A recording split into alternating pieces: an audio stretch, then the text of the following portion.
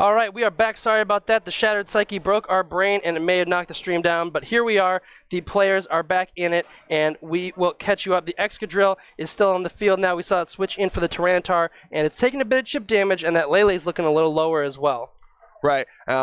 Many Excadrill opt for a Z move with Tectonic Rage or Groundium Z in VGC 18. So I probably wasn't Focus Sash, so it doesn't worry about whatever damage it took that we missed. But now with Torkoal coming out, that its Sun Boost will be, or its Fire type attacks will be even stronger. And more importantly, if that is a Sand Rush Excadrill, it's going to be slower than perhaps that Mimikyu. The Clefairy going to protect that slot with the play, so it eats up that play rough, and its attack dropping is not really going to matter. But that Follow Me gives Excadrill a chance to set up the Swords Dance. So now it's a +2, and it's going to be able to do a huge amount of damage with an Earthquake, and with that Salamence in the back, it can switch into that freely.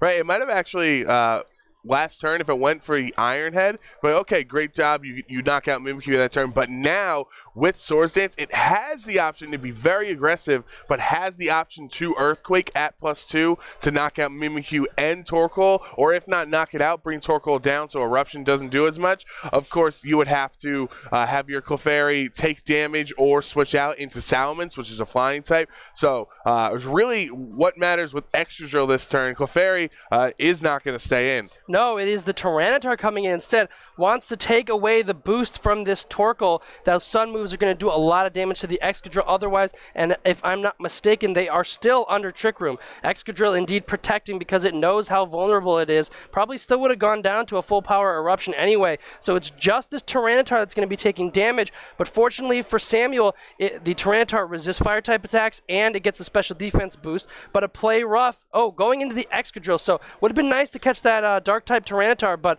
instead it goes into the Steel type Excadrill. And strong positioning from Samuel on that turn, knowing that he is in no hurry. Now that his Excadrill is set up and boosted via the Swords Dance, he can wait out a turn, protect, bring in Tyranitar. It's going to eat an Eruption. It's not really worried. It would have been pretty cool with Quentin if Play Rough went into it, but that's a super high-level decision, not really necessary at that same time. So now Excadrill, being the fastest Pokemon on the field because of Sand Rush, is free. He actually went for double. Yeah. Yeah, that's huge there because Trick Room still, I think, at least has one more turn. The Torkoal doesn't even go for the fire type attack. It just goes straight in with a super effective Earth Power onto that Tyranitar, and now the Play Rough going into that slot, and it picks up the knockout. So the weather advantage is still in Samuel's favor, but Quentin has the option to switch out that Torkoal and get the Sun in later. And now, as we see it do a little bit of chip damage from the Sun, and the terrain goes back to normal, and so does the turn order. It definitely hurts to lose your Tyranitar. Yeah. One, because it's such a strong Pokemon and pivotal to Samuel's team, but also because it has the weather setting. So Torkoal probably is free to switch out on this turn into either the Tapu Lele or the fourth Pokemon, which we haven't seen yet. Nope. Probably the Metagross. Could be the Lilligant. Could be a Hoso. He would be going in without a Mega Pokemon. But whatever is in the back, it has a chance to switch into that Torkoal slot. And if it's an Iron Head into Mimikyu, the Mimikyu is going to go down. But if it's Earthquake, Tapu Lele is going down with it. Yeah, so the Tapu Lele coming in potentially just here as fodder to give the Torkoal a safe switch. This Earthquake is almost certainly going to take out the Tapu Lele and the Mimikyu. It's boosted, and if not, then yeah, okay. So Salamence won't even have to use its Hyper Voice or any other attack. Let's see if it has something else it can do. Maybe a Tailwind for good measure. No, just going to Hyper Voice cover just in case Excadrill failed to pick up any knockouts. But a very good turn there from Samuel, and now he has the Pokemon advantage. That would have been pretty cool. I'm not sure if Salamence has Tailwind on it. Of course, we didn't see it there, so it's not confirmed. But with Torkoal coming back in, now that the sand has gone away and the sun is up, if Torkoal has...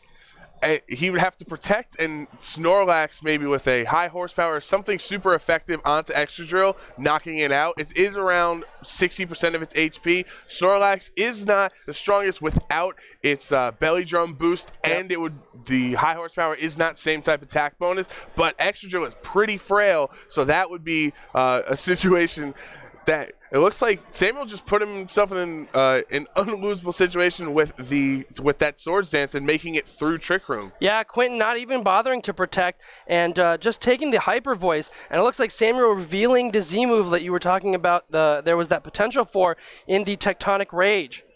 Yeah, this is really just for flair. It's not like he necessarily needed it. He wanted that extra damage. This is going into the Snorlax slot, a very bulky Pokemon. Just wants to see, maybe even for next game, knowing how does Quentin train his Snorlax. Will it be able, to take a Tectonic Rage? And of course it doesn't. Not. Yeah, definitely not. Goodbye, Snorlax.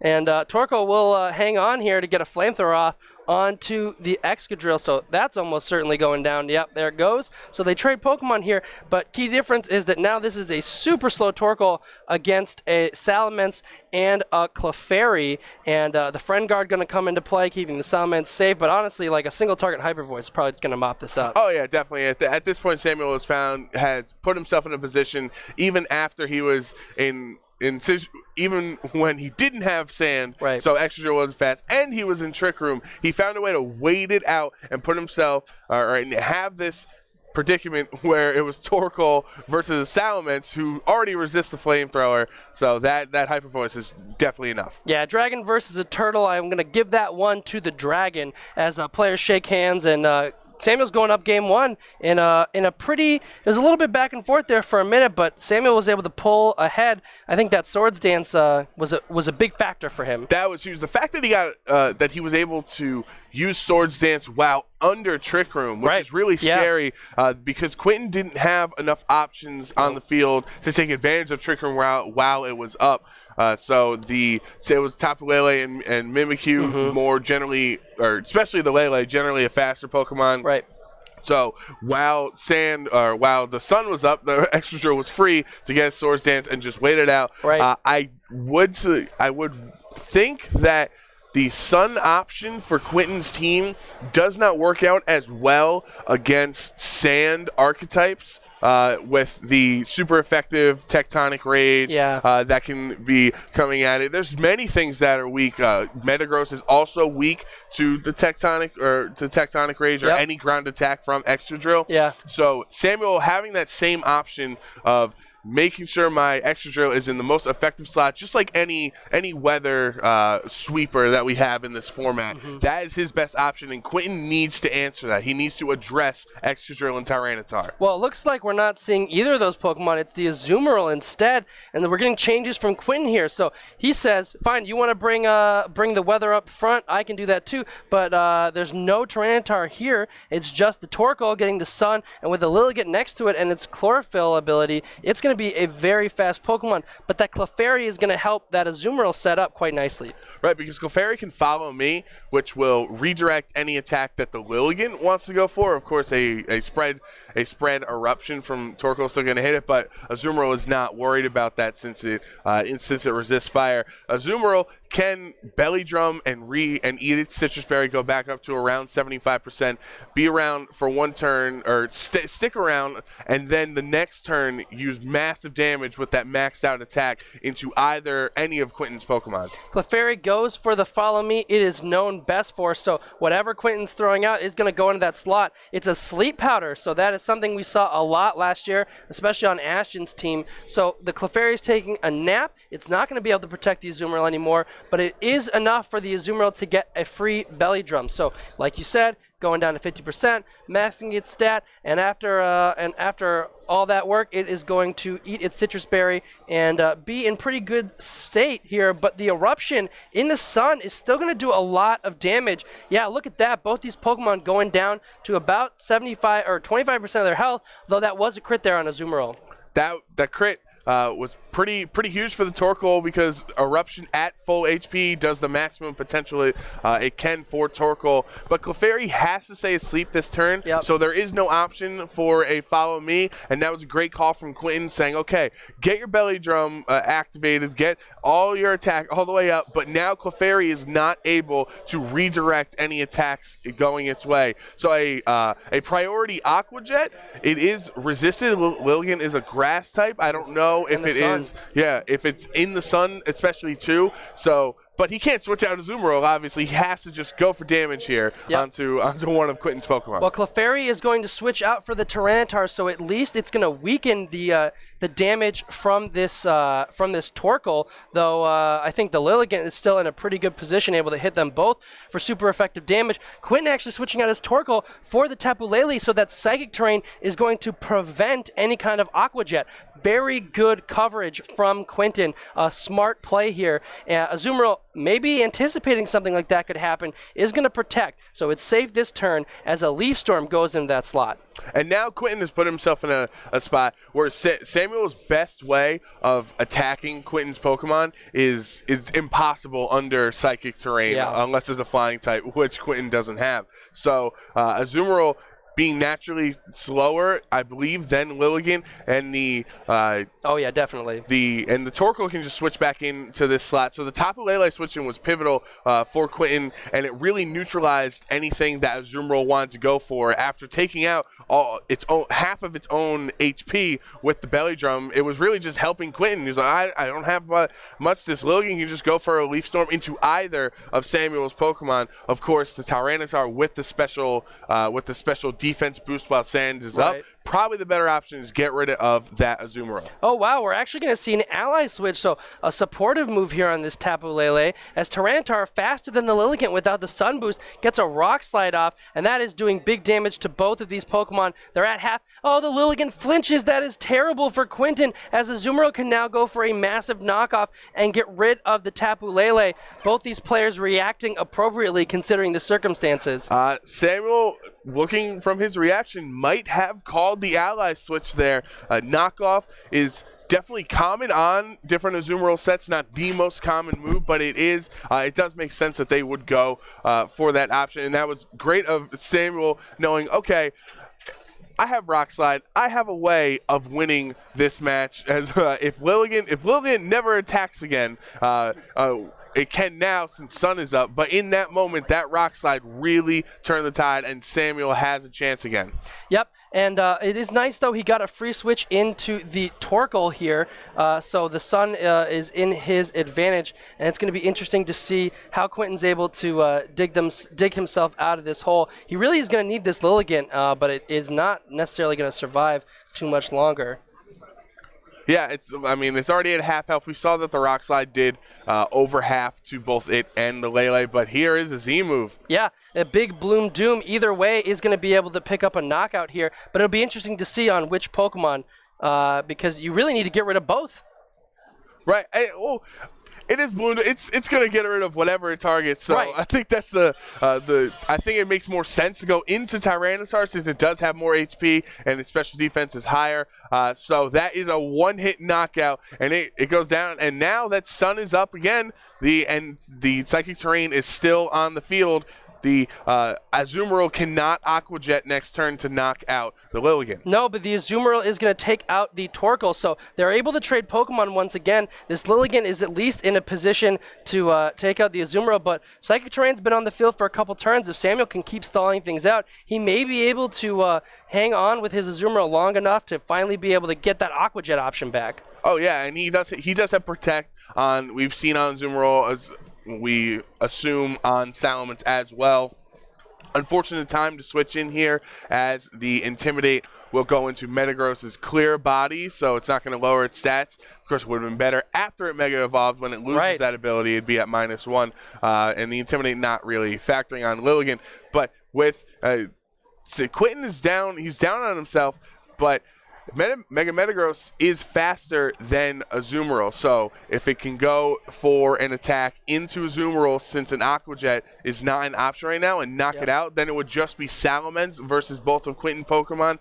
And Lilligant is still very fast thanks to Sun, and its attack wasn't lowered since it went for the Z move. It's still at neutral because Leaf Storm didn't lower it. Right, and that's honestly one of the best things about putting a Z move on Lilligant. You're able to get a huge amount of damage 2 turns in in a row. So Metagross going to be able to Mega Evolve here, and I think if you're Quentin, depending on his moveset, it's going to be really important. Salamence, knowing that it could be threatened, doesn't Mega Evolve, doesn't go for an attack, just wants to stay safe, scout things out. Actually, the Azumarill too, so a nice double protect here, stalling out the terrain, seeing what Quentin wants to target, and it is the Sleep Powder into the Salamence and the Iron Head into the Azumarill. So that lets Samuel know what Quentin thought was or valued most. He thought that the Salamence being asleep is more important than knocking out Azumarill, because you would assume on a free turn, if you didn't think your opponent was going to double protect, right, that you would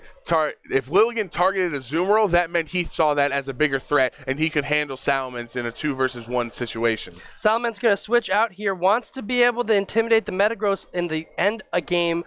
The Clefairy, still asleep, switches out to take a potential Sleep Powder, and Azumarill gets the double here. That is huge, and that's the second double that Samuel's gotten in this game, as the Sleep Powder goes into the already sleeping Clefairy, and the Iron Head goes into protecting Azumarill, and now the terrain is gone. That's bad. That really hurts for Quentin, because Samuel was able just great job of being in a disadvantageous spot. Game 1, gets out of Trick Room, stalls it out. Game 2, gets through the psychic terrain, just staying around long enough, getting a couple double protects. Hey, we take those. It's not, you got to do what you got to do to win matches, especially here in the finals. Well, now Metagross is going to protect, anticipating a potential Aqua Jet. Clefairy is going to stay asleep, but going first, likely going for a protect, unless, of course, but actually the Azumarill goes for the Aqua Jet into the Lilligant, but it hangs on in the sun, so it gets a big Leaf Storm, and the Azumarill finally, after sitting on the field this entire game, goes down, and now it's just this Metagross against a Clefairy that's almost gone, and the Salamence, which is certainly not going to have an easy time getting rid of it. So actually, Quentin still has a good chance to win here. Right, but Salamence does have the Intimidate again now, which we were talking about previously. Oh, wouldn't it have been great if you were able to intimidate Mega Metagross? Well, that's actually what happened here on this turn. So Metagross is -1. Lilligant, I don't know the exact number. I believe this is the last turn of Sun. Yeah. So this is Quentin's last chance, but since neither of these Pokemon have protected the previous turn, they can go for a double protect. Yep, so Salamence is going to protect, safe this turn. Clefairy stays asleep, so, no protect there. Sleep Powder into that slot, wants to make sure, completely lock this game up, and the Iron Head coming out to get rid of the Clefairy and its friend guard. So now the Salamence is going to be taking 100% of the damage that it normally would. And you're right, Joe, the sunlight fades, so Lilligant is back to its normal speed. Salamence is almost certainly faster, and a Hyper Voice, pretty much even a light breeze is going to take down this Lilligant. Yeah, it doesn't have a lot of HP remaining, but Metagross, one of the most common attacks on Mega Metagross in VGC 18 is Ice Punch. That is 4 times weak on Salamence, but Metagross is intimidated. So with this Mega Salamence, it has a chance to knock out Lilligant, stick around after an Ice Beam potentially, and then try to knock out Metagross. Wow, and the Salamence is actually faster than both of these Pokemon. A Hyper Voice is going to take out the Lilligant, but the Metagross takes almost nothing from it. So that is at least now down to a 1-to-1 situation, but we're actually seeing the Iron Head, so it looks like Quentin doesn't have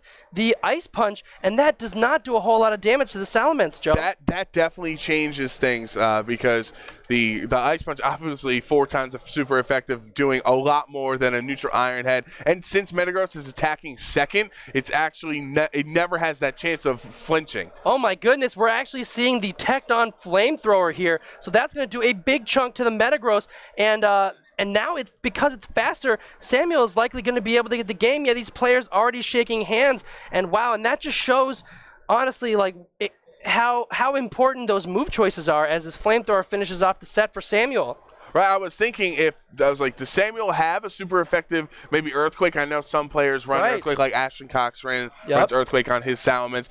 If he has that would be great to show off right now. But then he's on a Sand team, he has Tyranitar, Excadrill. They're the ones that are going to have the Earthquake options. Right. But instead, Salamence goes for a different type of coverage option with his Flamethrower, which was great on that turn. Of course, you're going to run into a million Tapu Lele Metagross combinations. So that probably means that Quentin's forced fourth attack on his Mega Metagross is the Zen Headbutt to take advantage of Psychic Terrain. We know Yuri won Oceania without Zen Headbutt, so he had Lele Metagross but no Psychic attack. It was Ice Beam was that Ice Punch, was that coverage. So that was really cool for Quentin, because there were so many moments where he felt down on his luck. There were double protects.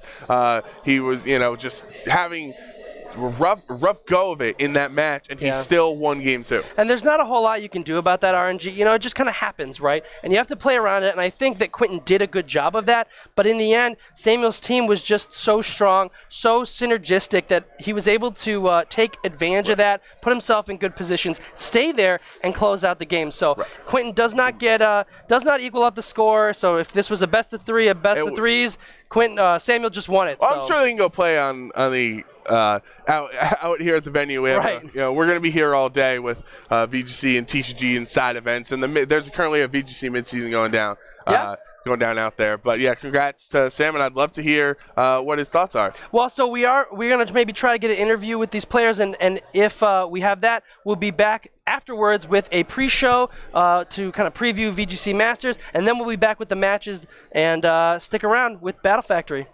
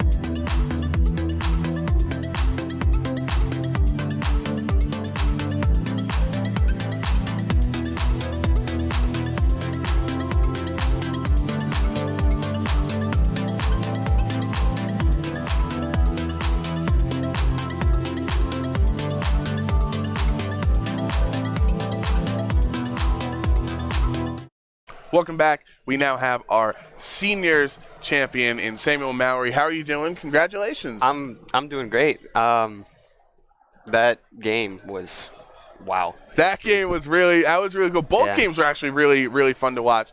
But you told us that you had that history with Quentin where you beat him in top 8 in Oceania, and then you got second at Oceania. So do you just have his number? What did you have? Just good team matchup? What is it? I don't know. Him and I, it's very 50-50, I guess. He always comes up with probably the most creative teams I've seen, and it's just, you never know what to expect from him. And going into a tournament, I'm always trying to find out what he's using, what I can do to counter that. And it's just out there. It's always out there, and it's some of the most creative stuff that actually works that you've ever seen. And it's scary. You got to respect the players who are able to team build with unconventional Pokemon or sets and make them work. And obviously Quentin does, always doing so well at the events you guys go to. But with your team, you have sand options, you have the Mega Salmons, Azumarill with Belly Drum, Clefairy to help everybody with the survivability because of its friend guard ability. So when you were team building, what were you trying to accomplish with this core? Well, I mean, all-around versatility. I'm trying to get to a position where Azumarill can set up and sweep. I'm trying to get rid of everything that threatens Azumarill, and that's kind of my game plan. But I really had no game plan for Torkoal Lilligant. The night before, I had no idea how to beat it, but I realized if I just stuck to sand mode, made good switching, get a little lucky, as you saw with the double protects, and stall out Psychic Terrain, I'd be good to go. Well, I was going to talk about the double protect. So, being able, we noticed multiple times in game 1, you had Excadrill who's fast under Trick Room, and you were able to stall it out until you were put in a great spot with your Swords Dance. And in game 2, you had Azumarill who has Aqua Jet but can't use it while Psychic Terrain is up. So what was your mentality in those games, knowing, okay, I have to find a way to stick around with my important Pokemon being Excadrill and then Azumarill, and then once the Trick Room is up, once Psychic Terrain is up, I can win this match? Yeah, game 1, he revealed all 4 of his mons early, well, he revealed 3 of them, and I knew he had Snorlax in the back. And so I had a turn where I could just set up Swords Dance freely because I know he isn't going to attack me. And the most he could do was play rough with the Mimikyu. That turn he switched out Lele. So I just followed me with Clefairy and set up a Swords Dance. And that just allowed me to get into a position where after I stalled out Trick Room, I could sweep the whole game and he had no way to stop it, essentially. And So what's your background? For some of our viewers at home who maybe only follow the Masters circuit, don't watch a lot of juniors or seniors, where are you from? How many championship points are you at? Are they in the multiple thousands at this point? So I'm from Texas. I believe after this tournament I have 1,700 CP. Whew, man. High up there, like high 1,700. And so I started playing in 2013. And I played the TCG until 2015 Worlds. After 2015 Worlds, I switched to video game because I became a senior and I decided I might as well try a new thing in a new division. And just kind of went from there. Last year was all right. I got second at Dallas and then really no other notable accomplishments besides that. But this year, I'm sure you guys said, I won Daytona, I got second on Australia, and now I've won this regional. So what's I'm feeling clicking good. this year? So as you know, I did play VGC back then when like Landorus Thorian was a thing, and I guess this format just clicks for me. It works. It's stuff I've known before. The Tapus are a little different. The new Z moves are kind of different, but it's essentially the same thing. And I can play a way that I was always comfortable with and that I grew up playing, basically. Well, we're happy to have you on the VGC side. Congratulations on your championship. Yeah. We will be right back with a quick little pre-show getting you all amped and excited for our top cut we have for our Masters division. So congrats to Sam, and we will see you right after the break.